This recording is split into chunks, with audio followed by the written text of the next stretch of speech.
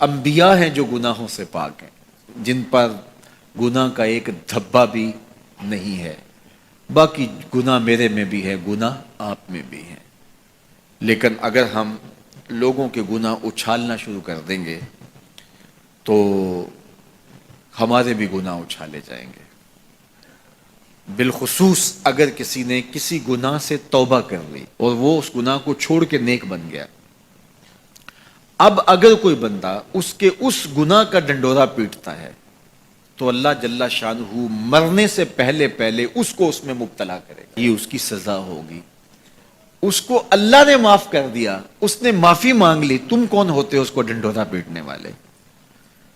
تو یہ فتنے پہلے تو باتیں جو ہے وہ منہ سے ہوتی تھی، اب تو یہ جدید ذرائع ابلاغ ہیں جن میں چیزیں محفوظ ہو جاتی ہیں اور لوگ جب چاہیں کسی کی تذلیل کا منصوبہ بنائیں اور اس کو ذلیل کرنے کی کوشش میں لگ جاتے ہیں۔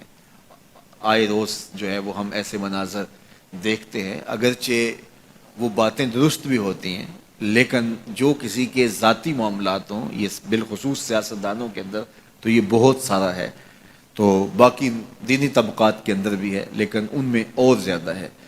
تو یہ ایک بہت بڑا فتنہ ہے جس سے اللہ ہمیں محفوظ فرمائے۔ تو حضور نے ارشاد فرمایا، جس نے کسی مومن کی پردہ پوشی کی، کسی مسلمان کی پردہ پوشی کی، اللہ اس کا دنیا میں بھی پردہ رکھے گا، آخرت میں بھی پردہ رکھے گا۔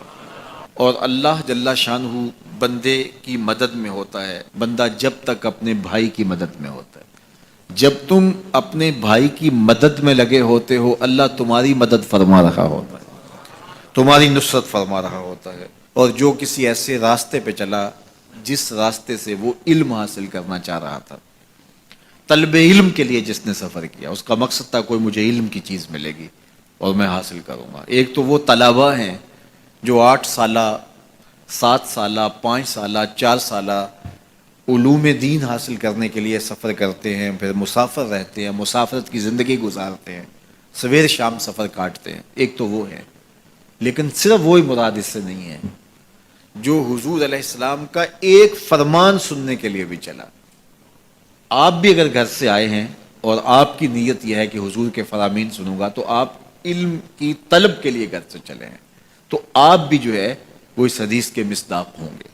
تو ارشاد فرمایا، وَمَنْ سَلَكَ طَرِيقًا يَلْتَمِسُ فِيهِ عِلْمًا، جس نے سفر کیا طلب علم کے لیے، سہل اللہ لہ بہ طریقا الی الجنہ، اللہ اس کے لیے جنت کا راستہ آسان فرما دیا، اللہ اس کے لیے جنت کی راہیں آسان کر دی۔ آپ صاحبزادوں کے نام، پیر زادوں کے نام، مولوی زادوں کے نام، سردار زادوں کے نام اور بڑے باپ کے بیٹوں کے نام اگلے لفظ اسی حدیث کے، جو عمل میں سست ہوا اس کا نسب اس کو تیز نہیں کرے گا۔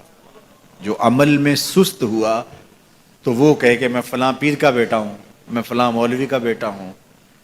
دیکھو، جس نے عمل کیا، جس نے کام کیا، اس پر سکینہ بھی اترا، جس نے کام کیا اس پہ رحمات بھی اتری، جس نے کام کیا اس کے اوپر فرشتوں نے پروں سے سایہ بھی کیا، اور جس نے کام نہیں کیا، نہ کھٹو تھا لیکن کہا پدرم سلطان بود، میرا باپ بادشاہ تھا اور خود کسی کام کاج کا نہیں ہے، تو کہا جو عمل کے لحاظ سے سست ہے اس کا نسب اس کو تیز نہیں کر سکتا۔ پیر زادہ ہے ثاقب تو پھر کیا ہوا، پیر زادہ ہے ثاقب تو پھر کیا ہوا، بے عمل ہے تو سب کچھ ہی بیکار ہے۔